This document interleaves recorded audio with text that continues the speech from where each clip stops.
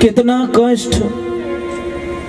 अब जो नहीं जानते, अभी से मेरा चैनल है, उसके ऊपर ओके करो, सब्सक्राइब करो और मेरे से जुड़े रहो।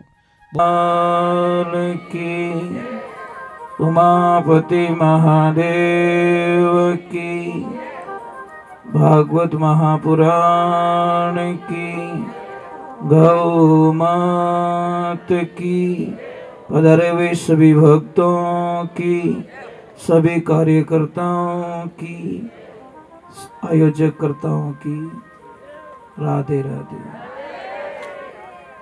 राधे राधे।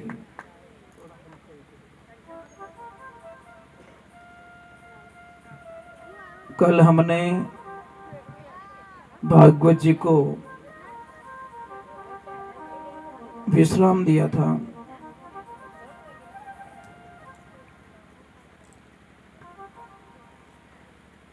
भगवान चलने लगे हैं, मंडली बनाई है और अपने मंडली का काम उन्होंने बड़े पूर्ण तरीके से आनंद ले रहे हैं।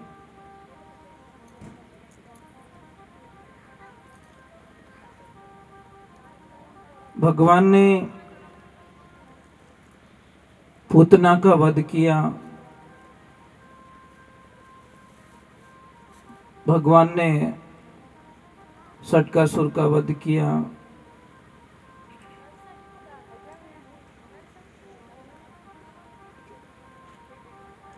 एक बात हमेशा ध्यान रखना, संसार क्या है?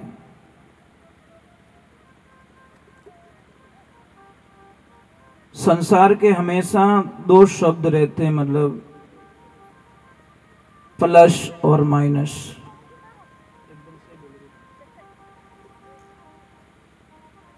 जहां प्लस होगा वहां माइनस जरूर होगा। संसार में ये आते हैं कि जहां सुख है वहां दुख जरूर होगा,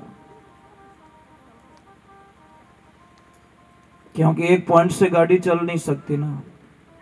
जहां सुख है तो वहां दुख जरूर होगा। अगर दिन है तो रात जरूर होगी। अगर आप हंस रहे हो तो रोना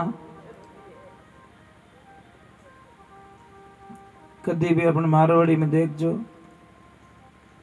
कोई भी ज्यादा हंसे न, टाबर रहे हो चाहे कोई भी, आप अभी ने कहें कि इतो मत हंस, अब रोवनो स्टार्ट हो जी। मतलब अभी तुम घड़ी पल के पहले तो थोड़ा हंस रहा है और अभी थोड़ा कहीं कहीं देखना हंसते हंसते से प्रक्रिया रोने की स्टार्ट हो जाती है। ये संसार में होगा, ऐसा होगा, आप कल्पना मत कीजिए। अगर आपका मित्र है तो आपके दुश्मन भी है, 100% है कोई न कोई दुश्मन। अगर आप अमीर हो तो दुनिया में गरीब भी बहुत बैठे हैं। एक जैसी परिस्थिति आपको कभी नहीं मिलेगी। एक बात ऐसी है, जो परे हैं दुनिया से, सबके विलोम शब्द है, मतलब विपरीत शब्द। एक बात बता दी, आनंद का, आनंद का विपरीत शब्द बताओ कोई। आनंद का शब्द है ही नहीं। आनंद से परमानंद बनेगा, परमानंद से ब्रह्मानंद बन जाएगा, परंतु उसके विपरीत जो आनंद की दिशा में जाए। तो भगवान प्रकट हुए तो सबको आनंद हुआ है। क्या हुआ? आनंद, परमानंद, ब्रह्मानंद। भगवान ने पूतना का वध किया। एक बात हमेशा ध्यान रखना, मंदिर बनाना कोई बड़ी बात नहीं है।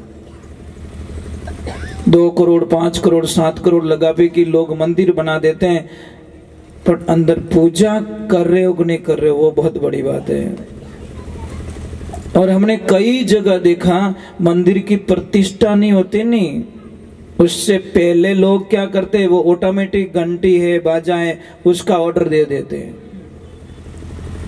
क्यों देते? उनको पता है कि मैं यहाँ आने वाला, ये पुजारी जी जाने और ये बटन वाली मशीन जाने, ना तो कोई झालर बजाने वाला आएगा, ना कोई शंख बजाने वाला आएगा, ना कोई ये बजाने वाला आएगा, कोई नहीं आएगा। सिर्फ पुजारी जी जाने, ये मशीन जाने और उनका काम जाने।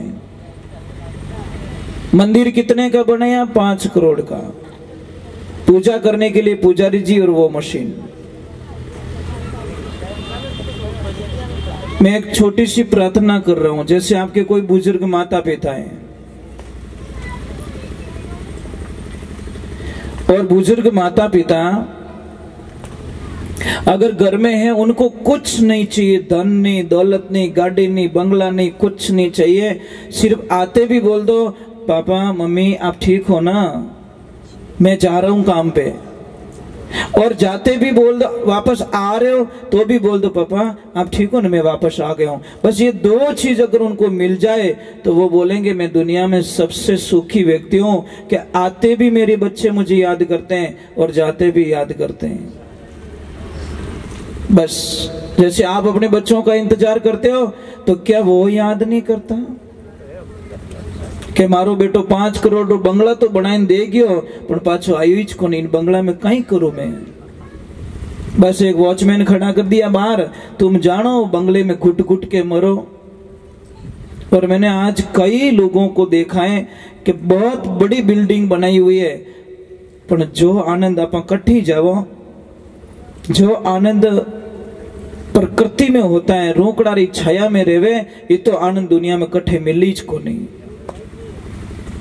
आप जाओ कहीं पे बहुत सारे टेंट लगा देते लोग, व्यवस्था कर लेते, पर आपने दिखी रोकड़ो बटे जान विचार अरे यार थोड़ी देर अट बैठो बस, जबकि घर में सारी व्यवस्थाएं, करोड़ों का सिस्टम लगा हुआ है, पर जो नेचुरली होता है ना, आज हमने मनुष्य का सबसे बड़ा दुश्मन बन चुका है। प्रकृति का विनाश कर रहे हैं हम लोग, पेड़ पौधे काटे जा रहे हैं, जमीन में गड्ढे गड्ढे किए जा रहे हैं, सिर्फ अपनी सुविधाओं के लिए। पहले क्या था? हरे भरे जंगल, बहती हुई कलकल नदियां, झरने, कितना आनंद था। गाय कहां से भूखी नहीं आती, थोड़ी देर घूम के आती तो गाय तृप्त होके आ जाती। आज गाय नजदीक नजदीक में जाती है तो शायद उसको क्या मिलता? कुछ नहीं मिलता साहब। सबसे ज्यादा नुकसान मनुष्य ने पहुंचाया है प्रकृति को। कितनी पेड़ पौधे काट लिए। आप कभी जल देवता की पूजा करते हो? जल के लिए कभी आह्वान करते हो, यज्ञ करते हो कि नहीं जल नहीं होगा तो कल नहीं होगा? क्या कभी शुद्ध वायु के लिए यज्ञ किया, आपने प्रार्थना की कि नहीं मैं शुद्धिकरण के लिए यज्ञ करूं? घर के लिए यज्ञ करते, मंदिर के लिए यज्ञ करते, उसके लिए यज्ञ करते। शुद्ध हवा के लिए यज्ञ क्यों नहीं करते कि नहीं शुद्ध हवा नहीं होगी तो मैं जीऊंगा कैसे, प्रदूषण हो जाएगा।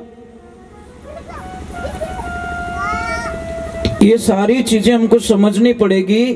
और सतयुग में इसीलिए लोग सुखी थे, क्यों? कि शायद ये व्यवस्थाएं नहीं थी, प्रदूषण बिल्कुल नहीं था, बीमारियां 90% लोगों को बीमार नहीं होते थे। और जीवन कितना था सतयुग में? सतयुग की उम्र थी 17,28,000 वर्ष, और लोग कितना जिंदा रहते थे? 1 लाख वर्ष का एवरेज था। कितना? 1 लाख वर्ष तक वो जिंदा। आज भी देखिए, आज की तारीख में भी, इस कलयुग में भी सांप शायद 1000 साल तक जीता है। अगर उसको कुछ ना हो, बीमार ना हो, कोई मार ना दे, तो वो 1000 साल तक जिंदा रहता है। और कछुआ शायद 300 वर्ष तक जिंदा रह सकता है। अगर कुछ ना हो, एक्सीडेंट ना हो, कोई बीमारी ना आए, कहीं पे कोई चोट ना लग जाए, तो 300 साल तक, इस कलयुग में भी कछुआ 300 साल तक जिंदा रह सकता है। सांप 1000 साल तक जिंदा रह सकता है। परंतु एक बात का ध्यान रखना, सांप 1000 साल जी के भी जो नहीं कर सकता, कछुआ 300 साल जी के भी वो जो नहीं कर सकता, हम 50-60 साल की उम्र में कर सकते हैं। ये मनुष्य के पास में सबसे बड़ी ताकत बताई गई शास्त्रों के अंदर। जो 300 वर्ष में वो नहीं कर पाएगा, जो 1000 साल में सांप नहीं कर पाएगा, वो हम लोग सिर्फ 50-60 साल की उम्र में वो कर सकते हैं। पर रास्ता बदलना चाहिए, हमारी पॉजिटिविटी सोच होनी चाहिए। क्या नहीं कर सकता इंसान। तो सतयुग में उम्र 1 लाख वर्ष की, उम्र भी बहुत थी, 17,28,000 वर्ष। उसके बाद में घट गया थोड़ा, त्रेता आ गया। और त्रेता में कितनी उम्र हो गई? 10,000 साल की। 1 जीरो हट गया, कुल मिला के लाख से 1 जीरो निकल गया। 1 जीरो निकलते 90 साल का लॉस हो गया। 990 साल का कितना, 99,990 साल का लॉस हो गया है। अब देखिए उनकी उम्र थी 12,96,000 वर्ष। अब आते द्वापर युग में, जिसमें भगवान पधारे द्वापर में। द्वापर का अंत था और कलयुग का आवागमन था। उस संधि काल के अंदर भगवान का आगमन हुआ है। तो 8,64,000 वर्ष द्वापर की उम्र थी और उसमें जीता था आदमी कम से कम 1,000 साल तक। और अब बड़ी मेहरबानी हो गई कलयुग की, 1 जीरो और हटा दिया। 1000 से 1 जीरो हट गया, पीछे बचे 100। अमो की कोई भाग्यशाली इन आंकड़ा ने पार करे। बड़े नसीब वाले होते हैं जो संसार की जो ये दिखावा होता है ना, भौतिकता, इससे थोड़े अलग हो जाते हैं। मैंने आपको प्रसंग में बताया थी ताकि हमारा जीवन सिर्फ दिखावे में बर्बाद हो जाएगा, हम कुछ नहीं कर पाएंगे, बदलाव हमारे अंदर कुछ नहीं आएगा तो कोई मतलब नहीं है। हमने भोजन प्रसाद बना दिया है, थाली में आ गया है, जब तक आप उसको नहीं झीमोगे तब तक आपको ध्यान रखना आपकी भूख मिटने वाली नहीं है। मैं कथा सुना रहा हूं, कथा सुनने के बाद में भी अगर आप में कोई अंतर नहीं आएगा, आपकी दिनचर्याओं में कोई चेंजिंग नहीं आएगी, कोई बदलाव नहीं आएगा, तो शायद मुझे लग रहा है कि ये हमारे 7 दिन बेकार चले जाएंगे। हमारी भाषा का शुद्धिकरण होना चाहिए, हमारे विचारों का शुद्धिकरण अरे भाई जो आगे हो गया उसको छोड़ दीजिए आप। हम तो आज से ही काम स्टार्ट कर दे तो भी काम हो जाएगा। इसलिए कहा कि काल करे सो आज कर ले, दिन नहीं आवे हाथा, लक 84 झाई पड़ेला भोगेला दिन और राता। हमको बहुत सारी समस्याओं का सामना करना पड़ेगा, राधे राधे बोलना पड़ेगा, ऐसे काम चलने वाला नहीं है। आप अटी इतनी कंजूसी करो तो घरे कितनी कंजूसी करता रहो। अच्छा घरे कौन कौन बोलो राधे राधे के अटी मेल जाओ बाप जी रेटे अटू लियो और बट मेल दो बाप जी अटी छोको आगो मारू को उपड़े नहीं हो तो राधे राधे भारी गुणो नाम कहीं हरे कृष्णा वाह। टाबर फैल की कर रहे स्कूल में पढ़े जीते याद रखे गेट में यहाँ भूल जाए पछ परीक्षा में लावे बढ़िया नंबर।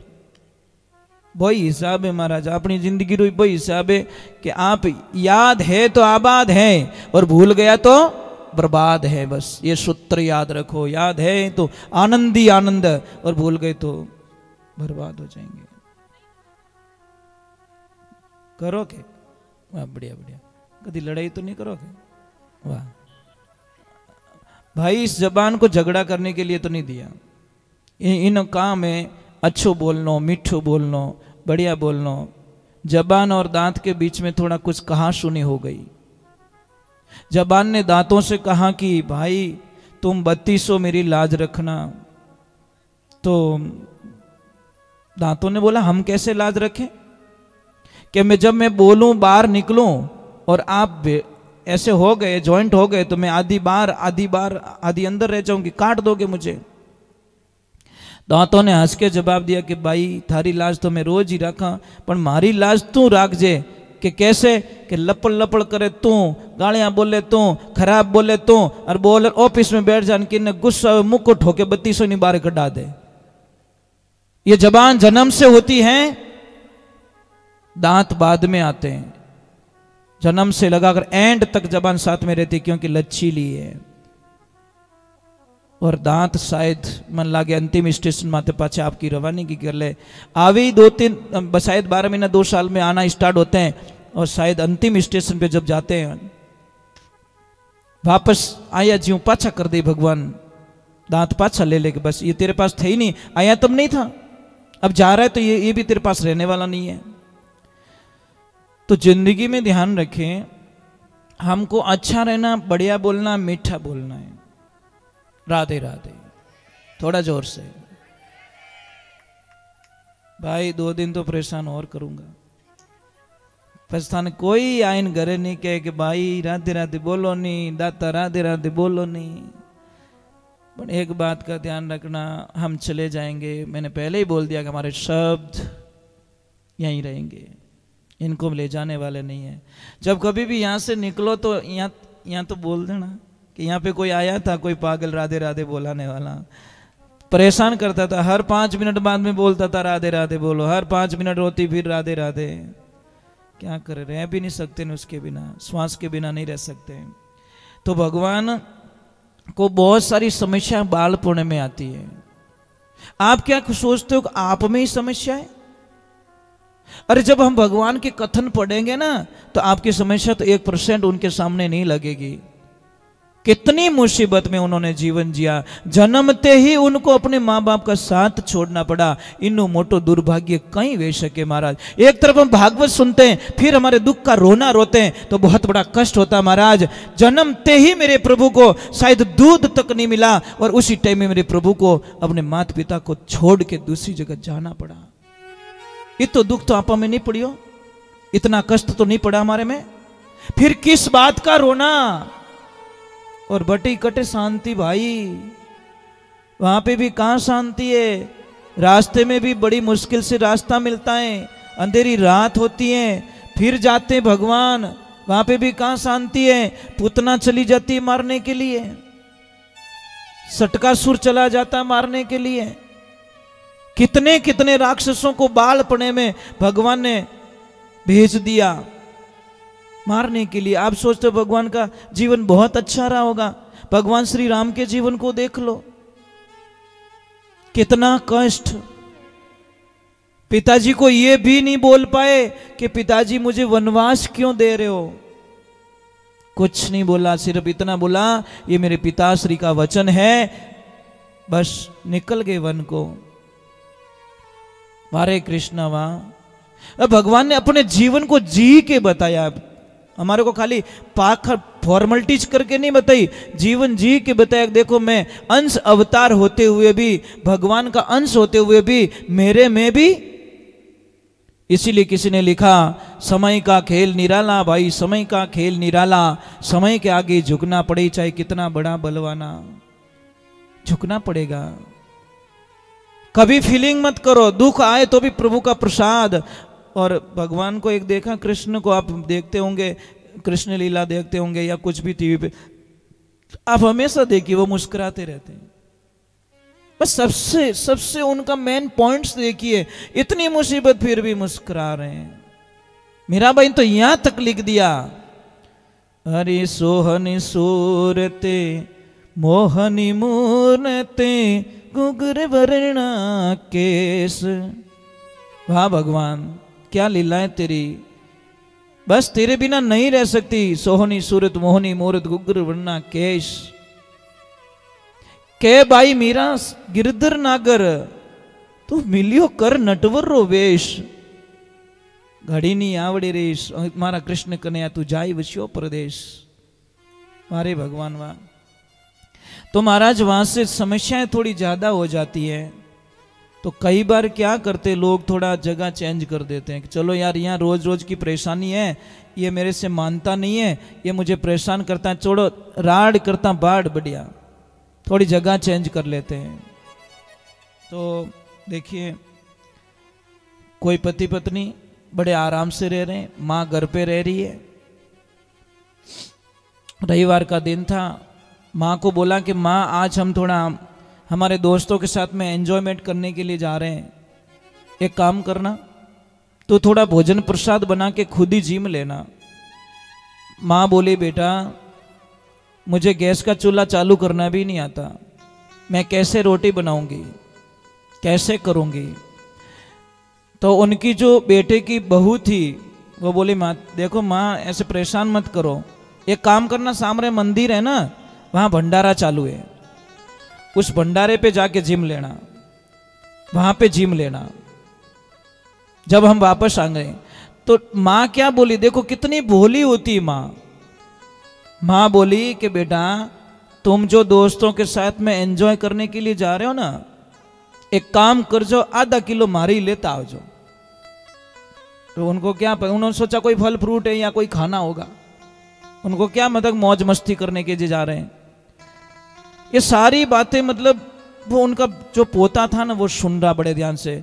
कार निकाली, बैठे अंदर, और जैसे ही आधे रास्ते गए वो पीछे से बच्चा बोला कि पापा मैं एक बात बोलूं। कि बोलो बेटा। मैं बड़ा हूंगा, बहुत पैसे कमाऊंगा। पापा बोले बहुत बहुत धन्यवाद बेटा, बहुत बड़ा प्लान है तेरा। पापा मैं एक बहुत बड़ा बंगला भी बनाऊंगा। क्या बात कर रहा तू, बंगला बनाएगा? हाँ पापा मैं बंगला बनाऊंगा, परंतु पापा मैं बनाऊंगा कहाँ, ये तो पूछ लो कि कहाँ बनाएगा बेटा। कि मैं एकदम मंदिर के सामने। कि क्यों बेटा? कि मैंने आज ही प्लान बनाया है, जब तुम बूढ़े हो जाओगे मैं और मेरी पत्नी एंजॉय करने के लिए जाएंगे, सामने कोई मंदिर होगा तो कम से कम तुम भूखे तो नहीं मरोगे, कम से कम भूखे तो नहीं मरोगे, इतनी तो आशा है। मंदिर जहां सामने होगा कुछ तो खाने को तुमको मिल जाएगा, क्योंकि हम तुम्हारी परवाह करने वाले हैं।